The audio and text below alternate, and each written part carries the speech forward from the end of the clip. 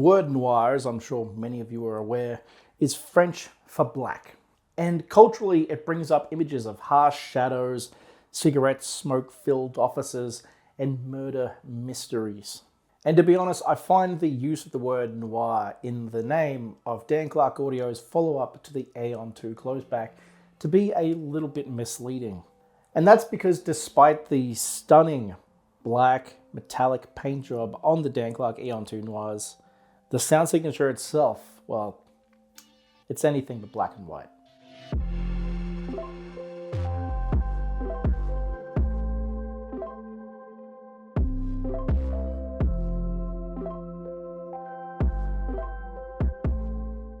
So let's start where we finished off and talk about that black paint, because personally, I think it looks pretty damn fetching. Now, one of the things that makes this black metallic finish so appealing to me in particular is, despite the fact that it's got a glossy finish, it is not, this is very important, a fingerprint magnet. Now, that's not to say that they don't smudge at all. They can get a little smudgy at times if you go out of your way to do that. But compared to most black gloss hi-fi products I've been interacting with over the last 4-5 years, there really is no comparison. I kind of feel like the Dan Clark Aeon 2 Noirs have set a kind of a new standard for what the final look and feel of black gloss in hi-fi should be like. Now, complementing that sleek black paint is a build that's mostly made up of aluminium, titanium, and carbon fiber. This is important because it really gives these headphones a great sense of strength. You'll notice it in particular when you're using the folding gimbals that Dan Clark have designed for these particular headphones. They feel incredibly strong despite the massive amount of flexibility that they offer you. And on the topic of those folding gimbals, after months of use, I still can't believe just how compact the Dan Clark Aeon 2 Noirs fold up into. Like, the actual headphone case is small, the headphones are small. You could put this into most bags, you could take this with you anywhere, it's awesome.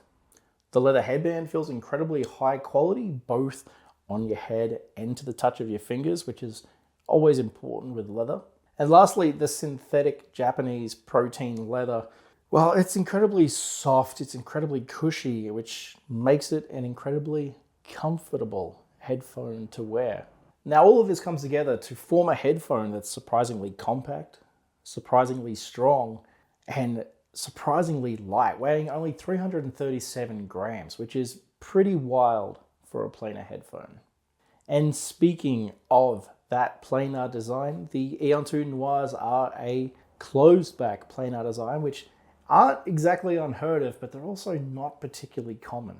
The Aeon 2 Noir carries over the same second generation single-ended planar magnetic drivers as the previous Aeon 2, along with the same TrueFlow design technology that allows more airflow through the motors.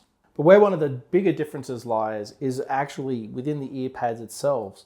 The original Aeon 2, both closed and open back, had a completely solid inner ear design, whereas the Aeon 2 Noir has a perforated design. And that might sound like a small change on paper, but in practice what it's led to is a sound that is far more in line with the ever-popular Harman curve. With an impedance of 13 ohms, I wouldn't say they're the easiest headphone in the world to drive.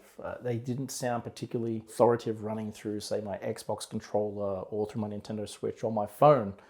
But paired up with the correct headphone amplifier or dongle DAC, you can get a really good experience, and pairings are not that difficult to make. It's certainly a lot easier to drive than some other Dan Clark products that I've covered in the past. And the fact that they're comparatively easy to drive compared to some other headphones in Dan Clark's lineup is important, because these headphones are perfect for taking on the road.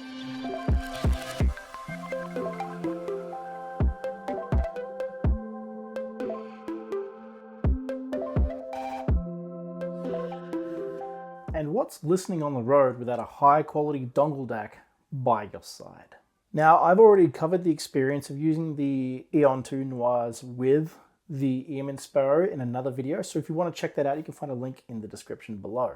So today I'm going to be focusing on two other portable DACs, one of those being the AudioQuest Cobalt and the other being the Chord Mojo 2.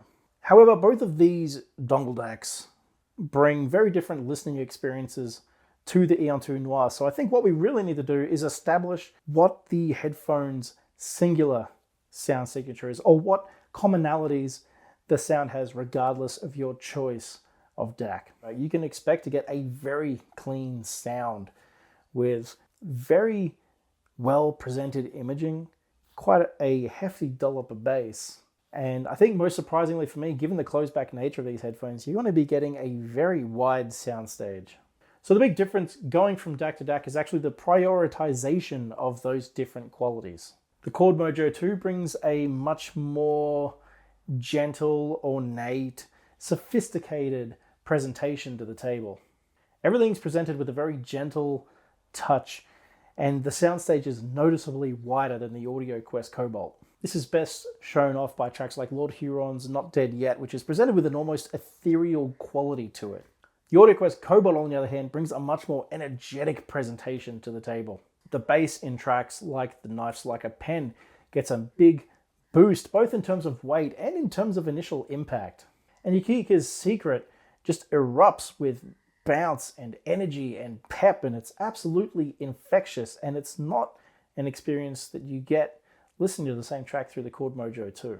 This isn't a question of what's wrong or right or what's best or worse. It's two very different flavors, and I think that's an important thing to factor in here.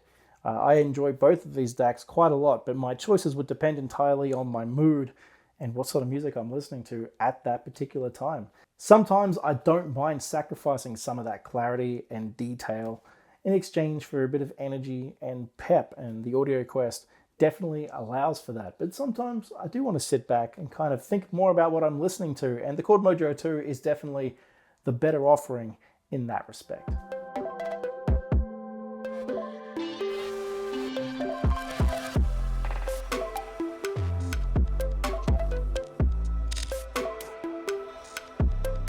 Now, as impressed as I was with the sound through both the AudioQuest Cobalt and the Chord Mojo, there was a bit of a gulf in the experience when you compare it directly to the home experience using something like the Chord Qutest DAC and the Chord Anni, which, given the shift in price as well as power, isn't surprising.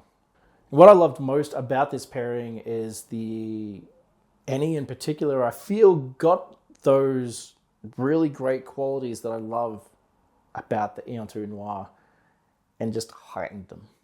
Tracks like Future Islands for sure are delivered with such richness and detail, and it makes for a really exciting listen.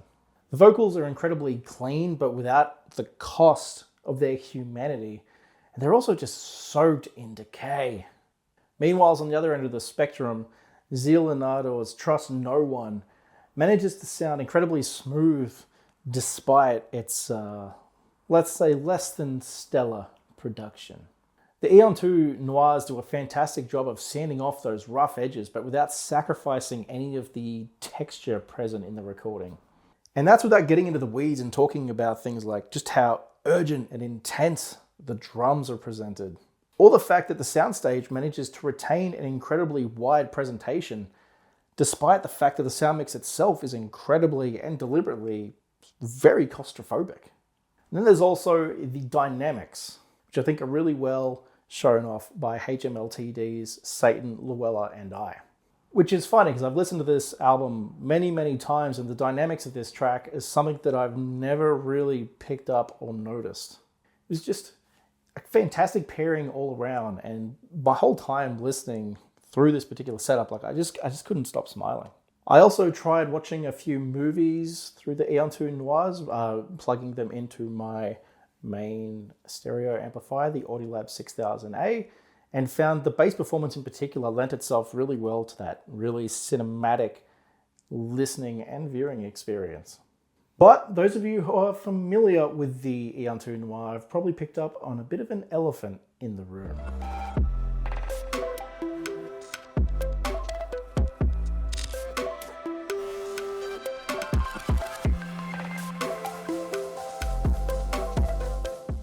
That elephant is, of course, the Noir's supplied tonal pads.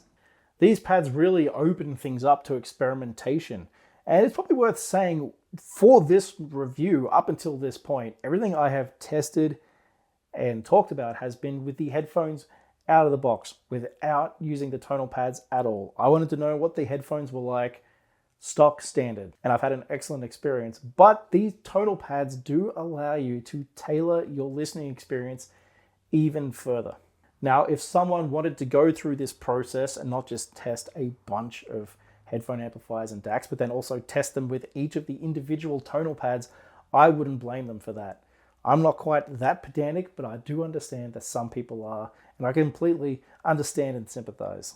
Now, of the 3 pairs that come with the Dan Clark Audios, the 2 black pairs I did find made very subtle differences, but the one I really want to focus on is the white pair of pads, which is the wool pads, because they had a much more significant and noticeable, at least to me, impact on my listening experience. Now, if you're someone who feels like the stock experience is perhaps a tiny bit bright, not something that I personally found, but I do understand that some people have felt that way. Well, the white pads, or the woolen pads, they will roll off that treble. They fill in that bottom quite a bit. Now, while they do increase that bottom end, that does come at the cost of tact. You will lose some of that impact in exchange for that weight and heft. But overall, the woolen pads give you a much more fleshy sound. And while sacrificing speed and snap wouldn't be my personal choice, I can definitely understand why others might make it. Now, something I really want to commend Dan Clark Audio on in this particular case is these tonal pads. These are a very simple solution to a very age-old problem. I have multiple pairs of headphones depending on how I want to listen to my music and what sort of tonality I want it to have depending on my mood. That's a very expensive process, and not all of us can afford that. These tonal pads allow us to customize the sound to our mood, and I think that's absolutely brilliant. Maybe it's not quite as fun as experimenting with different electronics. Ear pads are swappable on some of the more higher-end Meze earphones now, which is pretty awesome, but I just love this idea of being able to cheaply modify the sound to our personal taste. I think it'd be great if Dan Clark released optional purchases down the road of other tonal changes for these particular headphones or their other ranges. And I'd love to see other headphone manufacturers follow suit. I know for a lot of audiophiles, the goal is the intended experience based on the musician. But I'm personally of the mindset that if I'm going to be playing music in my home, I'm playing it by my rules. And I want it to sound the way I want it to sound. And I say that as someone who does audio engineering as part of my job. So I want to commend Dan Clark for going down this path, and like I said, I hope it's something that other headphone manufacturers follow suit on. Because as far as I'm concerned, the more options I have without having to buy new electronics, definitely the better.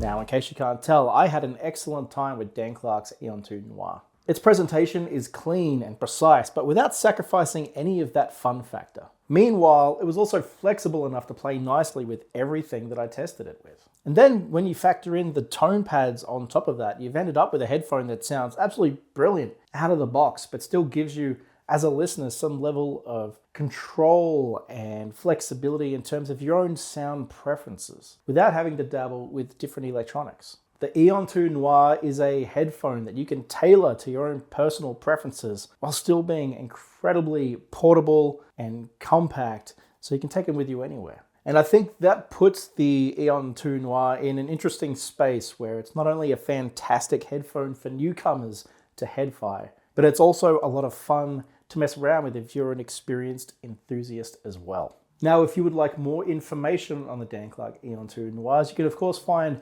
a link to the product down below, along with links to all of the other products mentioned in this particular video. If you have any questions, you can always hit us up in the comments section below. You can send us an email at info@lank.com.au, or you can give us a call. Thank you as always for watching, and bye for now.